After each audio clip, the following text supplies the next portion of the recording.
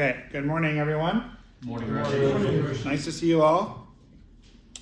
As you may recall, last time we were together, we were talking about failure and success and the relative nature of those words, because often failure can become success. Success is just a concept. Failure is just a concept, etc. And you all may recall we talked about Mr. Sai's horse, where we have a farmer named Mr. Sai who has one horse. His horse runs away, and all his neighbors say, "Oh, that's so terrible. You've lost your horse. You're going to be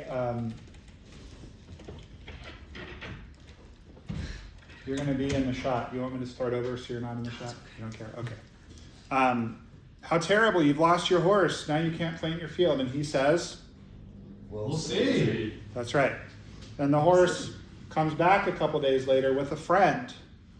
Now Mr. Sai has doubled his horse population, which means he can plow twice as many fields. All his neighbors say, how wonderful. And he says, We'll see. And then his son is training the horse, and the horse throws him and breaks his leg, and all his neighbors say, well, now you have to do it all yourself. Your son can't help you. And he says, We'll see. And then war breaks out, and the conscriptors come around to gather up all of the young men, and his son can't go. And all his neighbors say, how fortuitous. Your son doesn't have to go to war. And he says, We'll see. Because we just don't know. We just don't know what's going to happen.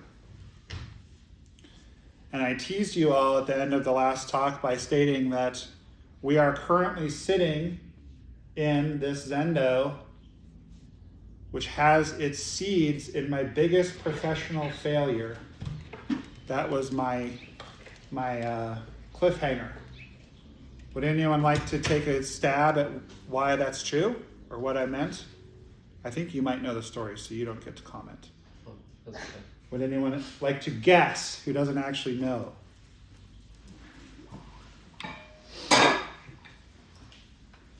How is it possible that Red Mountain, which is ostensibly my greatest professional success, in that Maureen and I had this idea to have a mindfulness-based treatment center, and then lo and behold, it exists. And it has been existing for 12 years now. That's a success, right? We'll see. Yeah, very good. Very good. Very good. Now that's important, actually. That's important. Because it's important that I not go around being like, well, I'm so successful, look what I did. That's actually very helpful. Thank you. We'll see. But to a casual observer, this place has been a success. There's about 700 people have come through here. Most of them have benefited from being here. And, it's still here, even after the charismatic founders retired.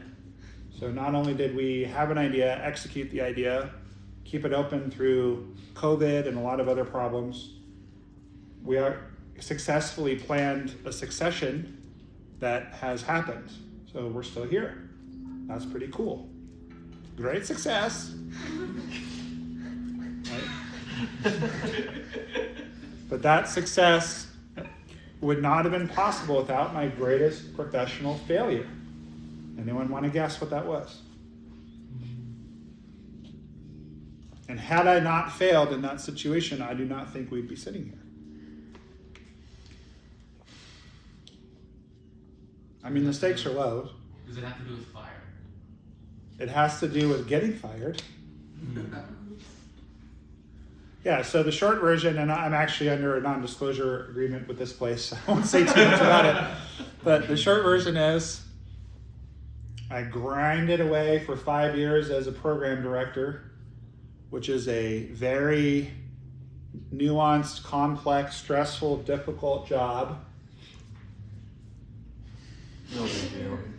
Where you get to deal with all the nitty-gritty stuff, and you get your hands dirty every day, and you get you have limited authority because at the end of the day, the executive director gets to decide what's happening, and you're not compensated as well as the executive director. And, it's like, it's a pretty good gig, but after a while, if you are ambitious like I am, you want to be executive director. And in my particular situation, I was told when I became program director that within 2 years, the executive director was leaving, not at this place, another place. And then 3 years went by, and I approached him and I was like, hey, I'm not trying to push you out the door, but thought you were moving back to Utah. What's going on? It's like, oh, just be patient.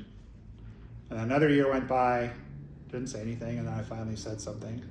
Oh, yeah, it's coming, just be patient. Another year went by. So, my understanding was you're going to be the program director for 2 years, and you're going to be the executive director. And I was getting recruited. I was getting, opportunities that I was turning down because I wanted to be where I was. And at a certain point in time, someone recruited me to be executive director somewhere else, and I would be making 1.5 times as much coin and great career opportunity, and I was ready to have my own command. So I left. And 4.5 months into that, I and the employer realized that it was not a good fit, and I left. And I was devastated. It was horrible because they had filled my position at the old place, so I didn't have a job. I had a family to support, and I felt like such a failure that I'd finally become an executive director, and it wasn't a good fit.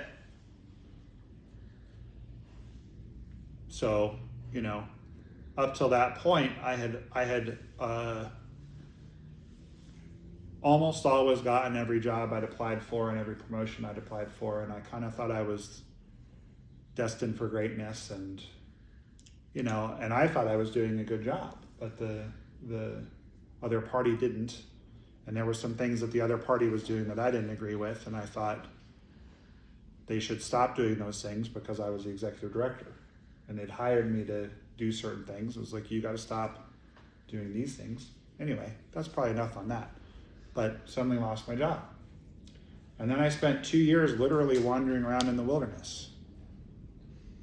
There's stuff in the Bible about Jesus wandering around in the wilderness. I'm not comparing myself to Jesus. I'm just saying, there's a kind of a anecdote there where people will say, I'm wandering in the wilderness. What they mean is, I'm lost, I'm seeking spiritual direction, I'm not sure what I'm doing, because that's what he was doing out there. He was seeking guidance from God. I literally was wandering around in the wilderness as a wilderness therapist for 2 years. So go from program director to executive director to, technically I was the clinical director of the young adult program where I was, but really I was a wilderness therapist. Brutal. Fall from grace, very humbling. And by the way, I'd had the idea, Maureen and I had the idea for this place for a very, very long time.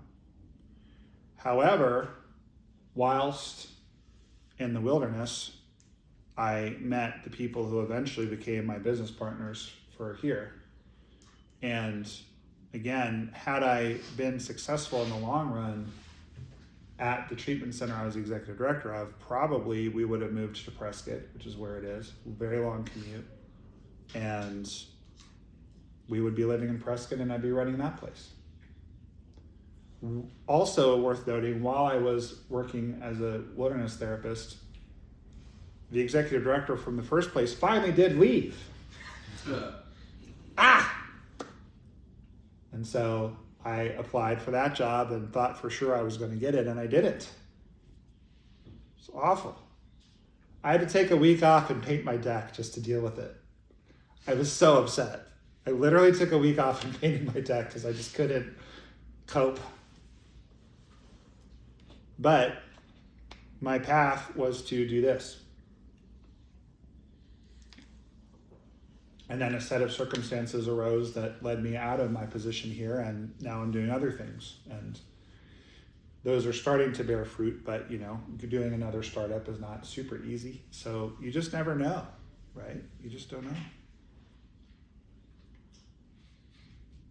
I remember also when I interviewed for grad school, we went to Naropa, also known as NoHopa in Boulder, which is a contemplative based, mindfulness-based training program for therapists. And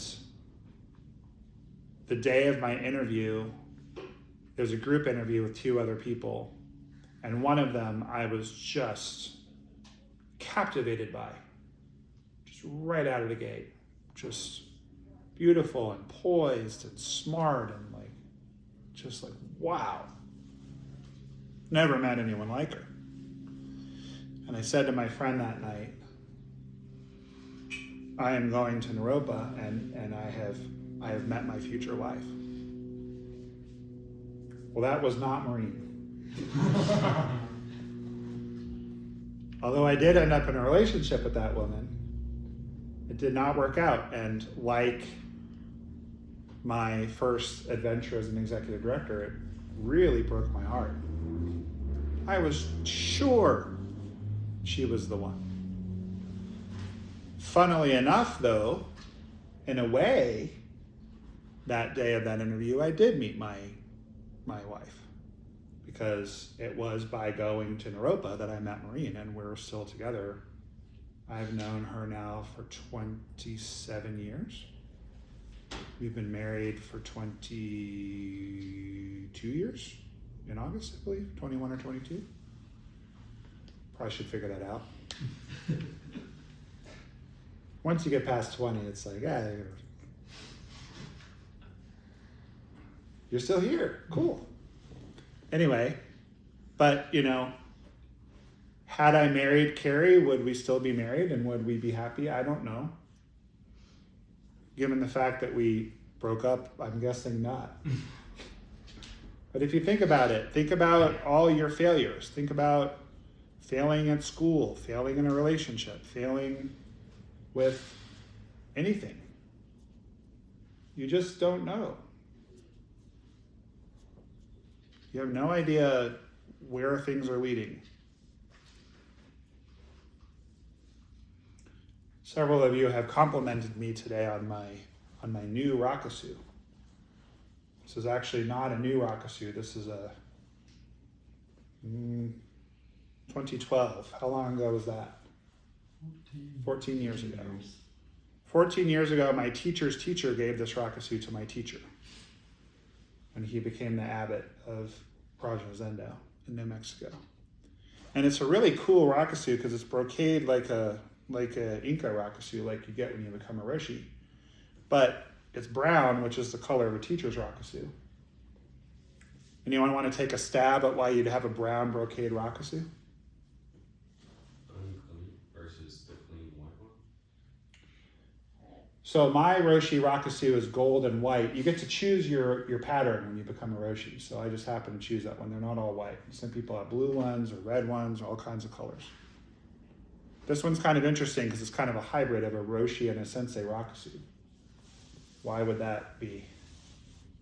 It's because Daishin was still a sensei when he became the abbot. So it's like fancier than a sensei's rakusu, but not as fancy as a Roshi's rakusu. Why am I wearing it? Because his wife and stepdaughter delivered a whole truckload of items to me yesterday from his zenda, including this. And I intuitively felt that it's okay to wear your teacher's rakusu every now and then if you want to be close to them. But I asked Chat, and Chat said it's definitely okay. So I feel good about it. But all kidding aside, in the 5 months since my teacher died, it's been very difficult, very hard. He was like another parent to me, and really someone who saw my potential and believed in me and really hung in there with me. And we had our disagreements over the years, but what he said when he gave me Inca and made me a Roshi was, I put all my eggs in the right basket. Very sweet. When you have someone whom you admire who really believes in you, it really accelerates you meeting your potential. It's pretty incredible. But the reason I'm bringing up Daishin in the context of this particular discussion is that I have a dear, dear friend who's just had a falling out with his teacher. And I won't say who, just out of respect, but has just had a falling out with him. And I've been supporting him through that. It's very, very difficult for him. And he's a transmitted teacher, and he's got a large Sangha, a large community, and he's going through this very difficult situation with having fallen out with his teacher, and I'm helping him through it. I can relate because prior to Daishin, I fell out with my teacher. And it just so happens that this teacher that he's fallen out with is the same teacher that I fell out with. So not only do I abstractly understand falling out with a teacher, but I understand falling out with this particular person. And again, I have to emphasize, had I not fallen out with my first teacher, I would not have received transmission from Daishin, and I would not have this beautiful relationship with him, which continues to this day, even past his death. So we just don't know. Just don't know. We don't know where our path is taking us, or what is success or what is failure. We have no idea. Many of you are here because you failed in some way, correct? Yeah. That's a story you could tell yourself. One of you is graduating today. Do you feel like a success today? We'll see. Okay, no cute answers. Do you feel like a success today? Yes. I would hope so. Are you glad you came here? Extremely. Are you glad that everything happened that led you here? Absolutely. What about the first day you walked through that door? Did you feel that way? Honestly, yes. Okay, that's pretty cool. You already knew. You already knew it would benefit you in some way. I'm guessing some of you didn't feel great the first day you got here. Mm-hmm. Preach! Right? There have been many situations where I felt like a loser, a failure, or whatever. That, when you're humbled and you realize you need to learn things and you need to grow and you need to, what do they say in AA? Take the cotton out of your ears and put it in your mouth. Right? Stop talking, start listening. Most of us don't change because we see the light. We change because we feel the heat. So things have to be not going really well for us to really want to change and be teachable. What was very interesting about my journey with Daishin was that I had no agenda. I was not planning on becoming a teacher. I had completely given up on that. But in my first situation, I very much was intending on becoming a teacher, and they even had different categories of student in that Zendo, and several of us were called training members. In other words, we were training to become teachers. I don't think that was good for me. I think it was a distraction. And because of the devastation I felt when that falling out happened, especially given all of the momentum I had, when I returned to practice with Daishin and Musai, I just wanted to practice. I wasn't feeling ambitious. So when he told me he was going to make me a teacher, I had a very emotional reaction. I don't know how to describe it, not really happy. I burst into tears. I just had never thought it was possible. I guess I still wanted it, but I think I'm a better teacher for having gone through all that.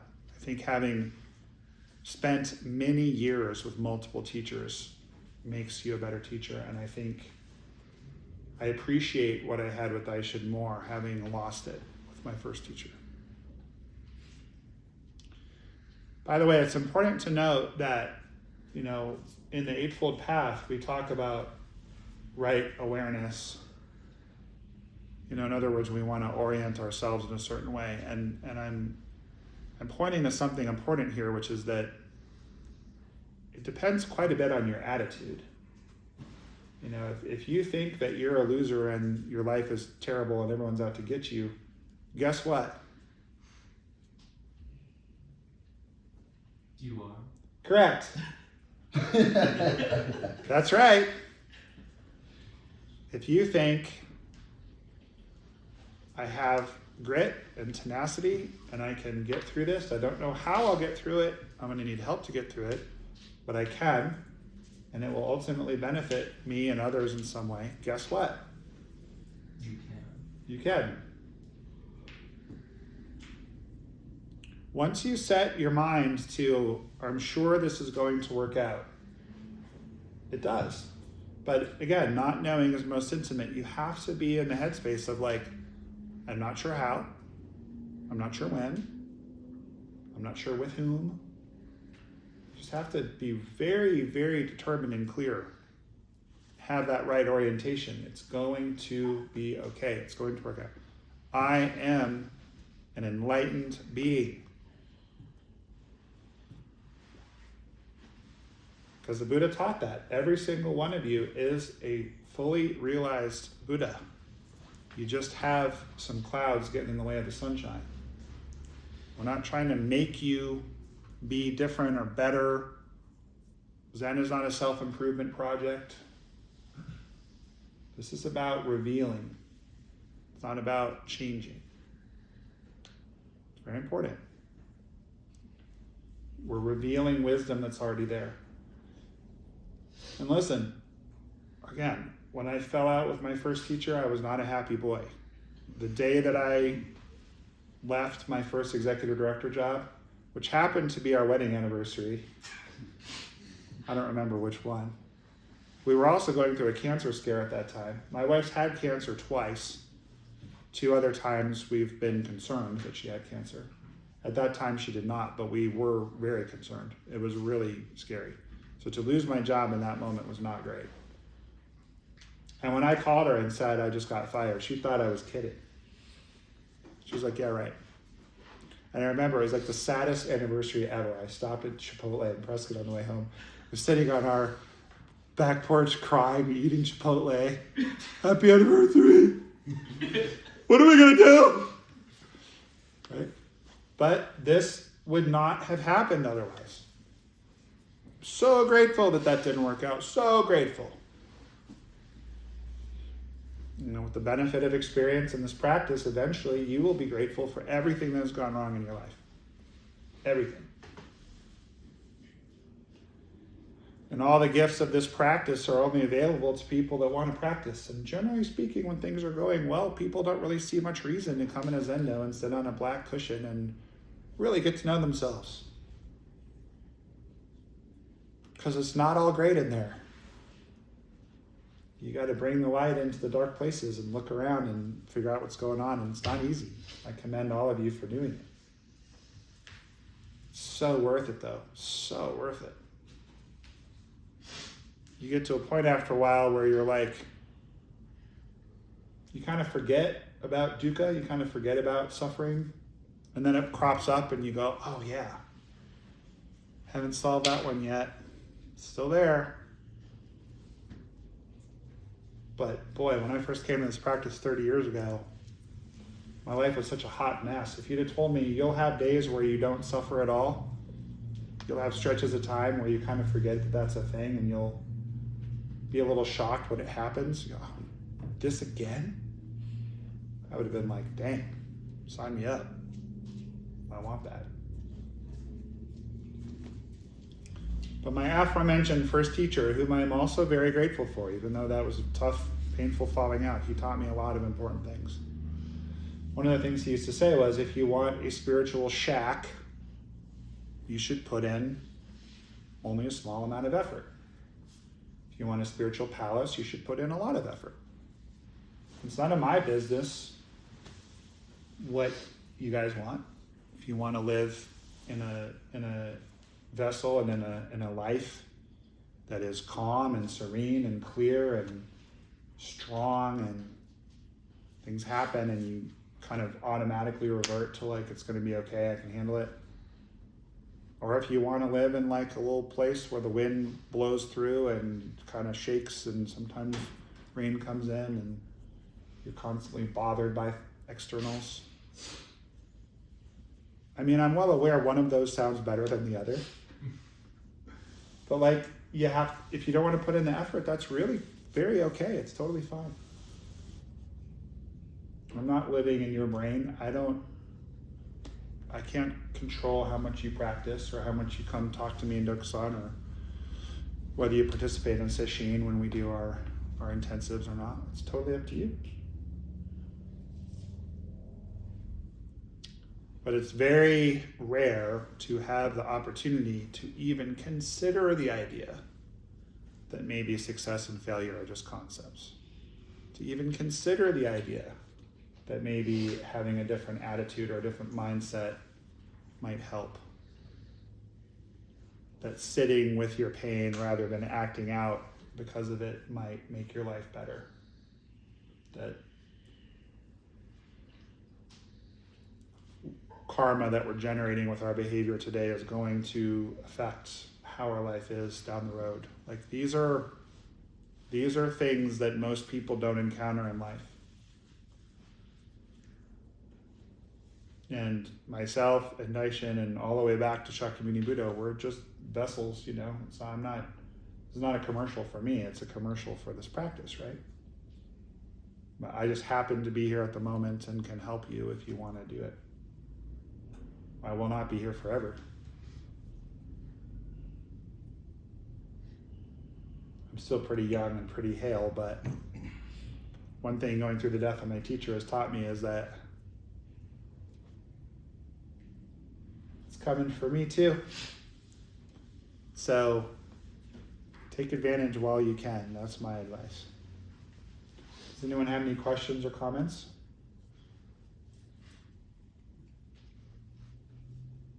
I don't normally do this, but I'm going to assign you all some homework. Next time you're on the cushion, just reflect upon something you consider to be a failure and notice either the way in which it actually turned into a positive, or if it hasn't done so yet, consider the possibility that it might. I'm not saying sit with the reality that it will, I'm saying consider the possibility that it might. Does everyone feel like you can handle that assignment? Cool. Okay. Last chance for questions or comments. Next week I'm gonna. Oh, we do have a question. Yes. I have a question. I can't remember what you called the thing on your chest. Rakasu. The way that you remember it in English is a rocket suit. Like if I were on Artemis, I would need a rocket suit. What is a Rakasu? What's its purpose? It's a great question. A rakasu is a garment that you sew when you take the 16 Zen precepts. It's very frustrating to sell. Until you finish. That is so great. But the 16 precepts, I could actually give a talk about next time if you like, if you guys are interested. But it's essentially a way to live that will reduce suffering for yourself and others. And when you receive the precepts, you publicly, there's a ceremony where you publicly kind of declare your intention to do that. And so when you see people wearing a black rakasu, it means that they've taken the precepts. And I heard a teacher say a long time ago that there's a tendency in a Zendo to sort of have status and hierarchy and sort of think, well, I have a rakasu, I'm really serious, I'm better than people here. And that the way to look at it as if someone's wearing a rakasu, it means they made a commitment to being of service. So you can ask them for help, you can ask them questions. It's actually a one-down position, not a one-up position, which I really love. And then when you become an apprentice teacher in our lineage, you have a purple rakasu. And then when you become a teacher, you get a brown one. And then when you become a master teacher, you pick your own fancier one. As was referenced earlier, my fancier one is white and gold. And I keep a brown one in my car because despite my 30 years of practice, sometimes I still forget things. So if I forget my brocade rakasu, I always have the backup. The reason that we wear them is just as a reminder of our vows. And the reason that they are smaller is there's been many times throughout history where Zen was persecuted, and so the origination of the rakasu is monks who couldn't walk around in their robes because they'd get killed. would wear them under their clothes so that they still have a miniature version of their robes that people can't see. And then it developed then into being a kind of a less formal, like I don't wear my robes generally unless we're in sesshin, because I'm coming from home, I'm coming in here, I'm giving a talk, then I'm going and doing other things, going to work. So it's easier to switch out of this and into normal clothes than out of my whole suit. In a monastery, generally monks will wear their robes in the Zendo, but they'll wear their rakusu when they're going about the day, like, because the robes also get in the way if you're trying to like cook or chop wood or fix something or carry something. So sometimes in a monastic setting or even a lay setting, the rakusus will get very dirty because people will kind of like not really take care of them. I've tried to take pretty good care of mine, and I now have my original black one, purple one. I have a couple of brown ones, and my brocade one. But now I also have received a number of Roshis, my teacher's rakusus, as well as a few rakusus of people who passed away that he just kept. So that feels like kind of a sacred duty to find a place of honor for those and keep them. So hopefully at some point we'll have a Jukai ceremony for this chap, and you guys will get to see his rakusu. I'm working on it. You know you can ask me for help. I know, but like I'm stubborn. Well, actually that's important. I know we need to stop, but actually that's important. Everything that goes on in Zen practice, whether it's sewing your rakusu, trying to figure out a service position, trying to keep your posture, working on a koan, it shows us our mind. So I'm stubborn, I don't want to ask for help, I want to isolate, I have to get it perfect. Oh, I made a mistake, now I feel like the biggest loser in the world. This Dharma has been honed to perfection, and what we do sitting in the Zendo is only maybe 20% of the whole enchilada. But to go through proper Zen training is to encounter yourself and your mind in a very profound way, and to become friends with yourself and to become really a fully integrated human, and clear away all those clouds I mentioned so that your inherent wisdom can just shine out. I recommend it highly. I don't chase though, so if you're interested, talk to me about it and we'll go deeper. If you're not interested, that's okay. I'm going to end there because I know we have other time things we need to do. Thank you for your question. Did I answer you fully? Okay. Cool. All right. Thank you, everyone. If you're still watching at home and you haven't subscribed, please think about doing that. Give us that old thumbs up. We'll see y'all next week. Thank you. Thank you, Roshi.